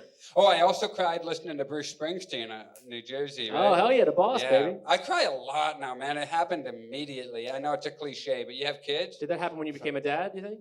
I mean, I was always a bit of a pussy, but yeah, this is definitely accelerating. And it gives me a nice excuse. I'm a father. Like, come on, you're just a pussy. I'm a dad, okay? I'm a dad. Leave me alone. Let me cry. All right. Yeah. It's beautiful, though. It is beautiful. That is a beautiful thing. I'm proud of you, man. That's awesome. Thanks, You've buddy. had a great fucking year, bro. Yeah. Yeah. Became a Can't dad, complain. dropping albums, doing TV shows. Yeah. Yeah, it's not Incredible. bad at all. Can't complain. 2022, but give it up, DJ Demers. Thank you. I was so excited, dude. I wanted to talk to you about this. I know we already talked briefly about it, but I want you to tell me like the full story. DJ just released an amazing album called Born in '86, ladies and gentlemen. And as you were going, I mean, you tell the story too, but as you were doing promotion for it, you were able to you got the Tonight Show. Mm-hmm. And it was the day you did the Tonight Show and the day after your album dropped, right? Yeah. How incredible is that? It was amazing. I have an agent now. I didn't have an agent. I had no representation. I knew the booker for the Tonight Show. I knew this was coming out soon. So I said, I'm going to email him, see if he'll even respond to my email. And said, hey, I'd love to do a spot on Fallon. Would that be possible? And he emailed back within like 2 hours. I was like, yeah, how does June 17th sound? The day after my special dropped, I was like, that sounds great. So it seemed like I had a real coordinated marketing effort in the team, but it was literally me sending one email and just, It's incredible. God or whoever looking down. Dude, Yeah. I shit myself when I seen Jimmy Fallon come up and be like, this next comedian coming up right now, he's got a brand new special out. I was like, oh my God, it was incredible, I know, dude. Yeah, it was a little bit surreal, to be honest. Yeah. But What was the whole experience like, just being on the show, like behind the scenes and stuff of it? Like, it what was on? really fucking cool, and the whole experience was amazing. And one of the coolest memories in my mind was, there's so much history there. 30 Rock, Of course. all the way back to Carson, Jack Parr before him. Yeah. And the dressing room that I was in had this like little curtain covering this closet area. And then if you open it, there were a bunch of pipes and everything that they left exposed if they ever needed to work on them. But Jim Henson in the 70s was in my changing room, my dressing room, and was bored while he was waiting to go on. So he had all his felt and glue and everything with him, and he turned all the pipes into characters from the Muppets. Not characters from, he just made up characters. So my room, and then they made a plaque to commemorate it, but my room just had this 40 or 50-year-old, all these characters that Jim Henson made 50 years ago. No So way, you just dude. see that, and you're like, man, there's been a lot of cool shit Yeah. in here. Yeah. That's Yeah. I mean, incredible. I guess that was a highlight of my day if it's the first thing that came to my mind. But Yeah. it was pretty fucking cool. And then yeah. just having your name come out on the Tonight Show, dude. You know what I mean? Like, what's Yeah. what's going through your mind when you're behind that curtain when he's about to bring you up? Like, Honestly, I did Conan 3 times before Fallon, and I Yeah. knew what I liked when I walked out and what I didn't like. And the worst sets I had were when I wasn't having fun. So I was just like, just have a good time. And Fallon, man, Jimmy Fallon's the coolest dude. Before I walked out on stage, Yeah. he hyped the audience up so hard. He was like, this next guy's my favorite comedian. I love him so much. You guys got to give him love because I love him. Like, they were 11 out of 10 because of what Jimmy did before I came out. So, yeah, Jimmy Fallon. And you I liked Jimmy, but now I love him. He came in and talked to us for 10 minutes Really? before the show. It was super cool. Yeah, no Yep. shit. Jimmy Fallon is, I love him now. That's incredible. Yeah. He's my idol. It's fucking great. Yeah, It's I mean, awesome. it's easy to shit on Jimmy Fallon because he is like a pure energy, like positive kind of guy, like a puppy dog almost, where you're like, he can't actually be like that. He is like that. And you're like, man, to be able to put that positive energy out into the world every single day and to make songs with people when they come on, play guitar, play game. So many people shit on it, and I have in the past as well. I never will again. We'll cut this. We'll cut this part of the These interview. cameras aren't rolling, are they? But no, now I'm just like, anybody who spreads positivity every day and that's their goal, hats off to them. That's what it's all about, baby. Yeah. You know? And I'd like to formally apologize to Patrick Stump, Ed Sheeran, and Pete Wentz, because I do try to spread positivity. Guys, Fall and Out I Boy was is coming up negative. right now. They're wonderful musicians, and I love them, and they brought a lot of joy to my life.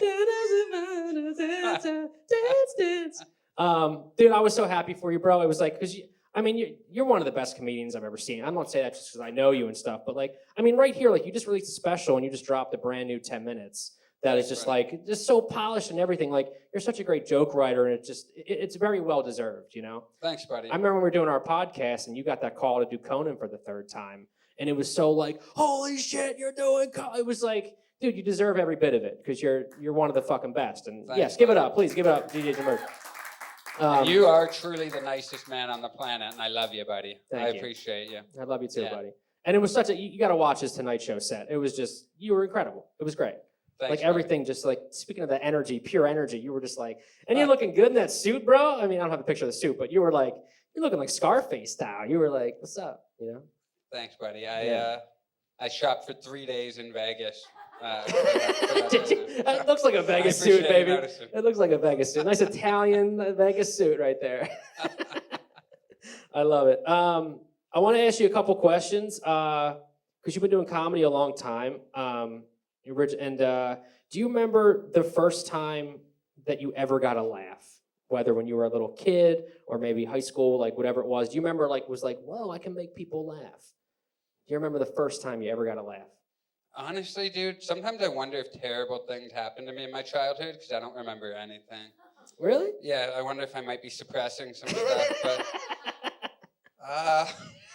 I remember making my friends laugh when I was in grade school. I don't remember the first thing that comes to my mind wasn't even funny. So I remember I grew up near Toronto in Canada, and like there's the Toronto Blue Jays is a baseball team, and when I was in 2nd grade, they announced that the next day was going to be Blue Jay Day, and I jumped up and went, Blue Jay Day!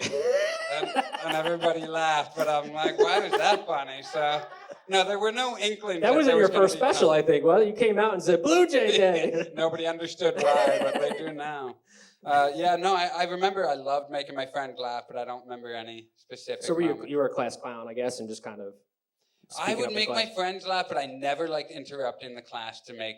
I would only put my hand up to make the teacher in class laugh. Yeah. Because I always knew if the teacher liked me, then she would call on me to get more jokes again, but not if I was okay. being an ass. So I remember Yeah. that feeling of having my hand up, and then if the teacher didn't call on me and I knew that the laugh was going to come, like I needed it because she was just talking about something, if she didn't call on me within the first minute, I was like, I'm losing relevance here. You know? Because I didn't want to not come gonna in get it. You don't want to be like 5 minutes later, like, hey, remember that thing you were talking about 5 minutes ago? Oh, yeah. You can't. Everyone's like, dude, your time. I used to get pissed in high school because I used to crack jokes, and this jerk off kid, Paul knows him. He was an asshole. I'll say his name, Mike Williams. Are you watching? Probably not. I used to say jokes in the back of the class, and like only like 3 people would laugh. And then he was like this kind of football jock, and he'd be like, "Yeah, like this," and he would say my exact joke, and it would get a room full of laughter. And I'm like, this guy's stealing my shit. He's stealing my laughs. Yeah. You know what I mean? There's people like Because there's that. nothing like losing the relevance of like, you know, But the real ones knew it was you. the real ones knew. That's And right. they're watching. Thanks, guys. Thanks for watching. Being that you've done so much in comedy, dude. You've done festivals. You've been on TV, AGT, Tonight Show, everything. Counterpoint, I ain't done shit. You've done. Come on, dude. You're the fucking man. I appreciate it, but Yeah. you know. No, come on. You know, It's incredible. at the Comedy Chateau just down the street, the host, Felix, whenever he brings you up, he always goes way too big. He's like, this guy's an international superstar. Then he brings you on stage, and you just see the disappointment on everybody's face. They were expecting Kevin Hart or some shit. You're like, ah? Yeah, but then you murder. You know what I mean? Yeah. He does it for me, and I'm like, thanks, guys. Anyway, we have a 2-item minimum. You know, like whatever. That's funny. No, you've done so much, bro. Come on, you're Thanks, fucking bro. great. That's why you deserve it. You know, that's why you got the fucking Tonight Show and specials galore, baby. Just a well-timed email, but I appreciate it. Oh, Surprised the hell out of me, I gotta be honest, when I got that Yeah. email back. incredible. I was like, you sure? Yeah. He's like, yeah, how's June 17th sound? I'm like, you Is sure this a about fake this, email, buddy? fake account? What's going on? Have to sign up for a newsletter? What's going on here? Do you have any advice for up-and-coming comedians that are maybe just starting out, or even guys that like, you know, like what's your What's your process? Any advice that you have for comedians in the crowd? The advice that I would give is the same advice in 2007 when I was thinking about doing it. I watched Louis C.K.'s special, Chewed Up, and there was notes or like a Q&A at the end on the special features where he answered people's questions. And somebody asked him that question, and he said, "Get up and do it every night." And yeah, I mean, Louis C.K., my North Star, my moral compass. But I remember that made me move to Toronto. I was like, okay, because I knew there was a good scene there that I could get up every night. So I don't think there's any substitute for just getting up and doing it every night and doing your own shit and figuring out what your style is and what you like to do and what people find funny about you. And there's no substitute for getting up and doing it every night. Putting in that hard work. Yeah, just doing it. I mean, I started in 2009. I'm still obsessed with it. I think about it all day long, every day. So yeah, I think if you love something, just do it. And it's good to really start when you're young and stupid and you don't think about how to make a living off it yet. Yeah. Because that'll scare the hell out of you. When you start thinking the business side of it, because that's a big thing too. Yeah, I mean, it's going to be years upon years before you make money, if ever. So just do it because you love it, and then hopefully someday you do make money. But even if you don't, I mean, even if you don't, you might want to do something. I couldn't find a way to make that. You're going to make some money from it. Even if you don't, no, you should probably stop. Maybe hang it up, dude. Yeah. Well, I love you, dude. Thank you so much for doing this. You're the man. We'll hug it out. Love you, brother. I got you a gift. Because not many comedians can say that they did the hat trick. Oh, are you kidding me? Only the best comedians do the hat trick. Tonight Show, Conan, and That's another late fucking show. great. Nice. You're the man, buddy. Love you, brother. Mike Perkins, everybody. The fucking man. Thanks, buddy. DJ Demers, ladies and gentlemen. Check out his brand new special, DJ Demers, born in '86. Ladies and gentlemen, that's it right there. Check him out. Are you guys ready to close this show out right now? Are you guys ready to close the show out the only way that you close out another late show tonight? Yeah. Jimmy Palombi, ladies and gentlemen. I'm sorry, we'll do it next time. Jimmy Palombi, ladies and gentlemen. Are you guys ready to close this show out? Are you guys ready to close this show out the only way you close out an LA show tonight? Come on, guys.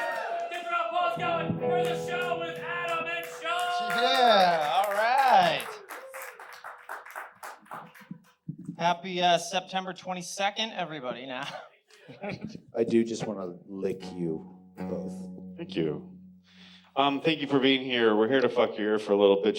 I promise, and that's it. It was just fuck it, We'll let and you then know. and then you'll go home and you can have sex with your own butt. So let's do this. We're gonna do our heavy metal song. Yeah. So Adam, do you see him? I do. I see him. Where is he? He's right fucking there. Hey, what's your name? What's your name? Nick. Nick? No, it isn't. No, it's not.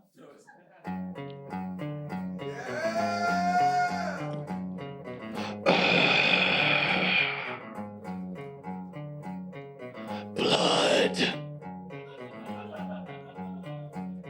Dragons.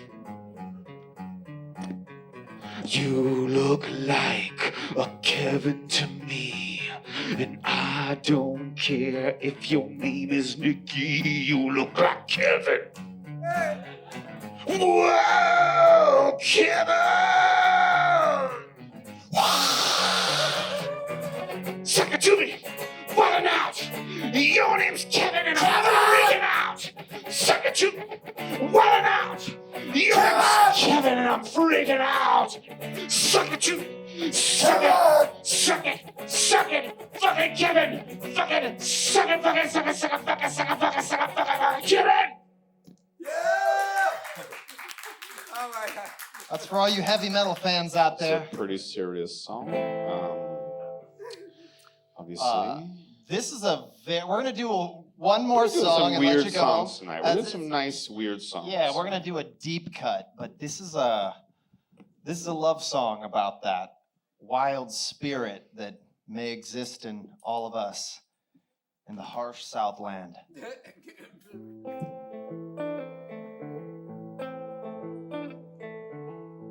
Santa Fe sunset, tequila sunrise.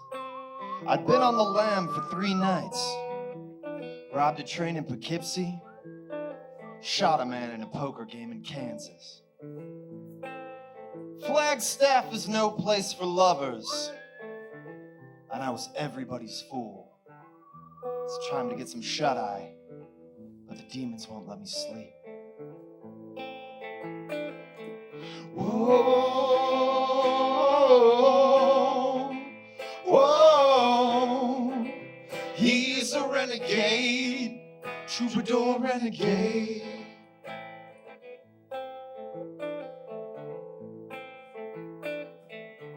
Got mixed up with the Chippewa tribe.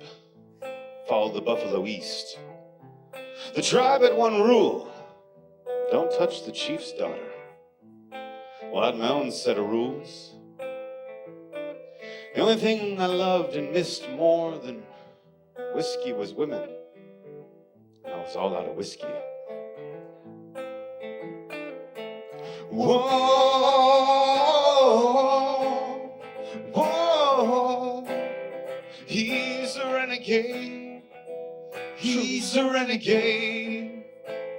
Renegade, troubadour renegade.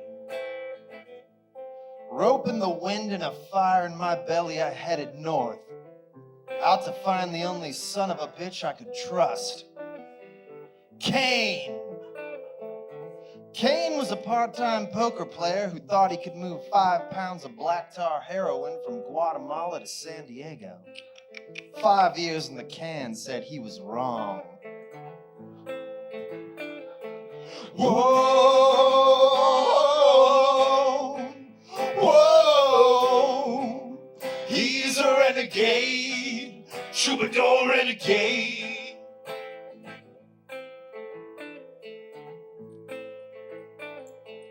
Stowed away on a UP line, headed west. Destination unknown, just like I like it. They say absence makes the heart grow fonder. Well, if that's true, I got a lot of people missing me. Whoa, whoa, he's a renegade, troubadour renegade. He's a renegade, troubadour renegade.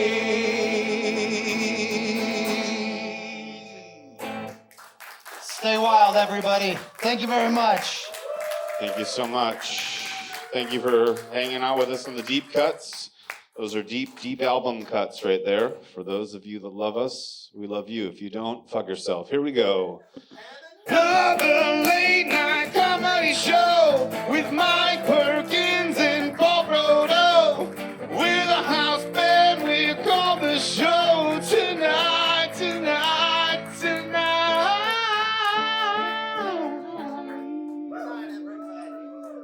Guys, give it up for the show with Adam and Sean, ladies and gentlemen. And give it up for all the comedians you've seen tonight, ladies and gentlemen. Give it up for everybody. This has been another Late Show Tonight. We love you guys. Thank you so much for hanging out. We're back next month, Thursday, October 20th. We'll see you then, baby. Also, happy birthday to Sean Derry, ladies and gentlemen.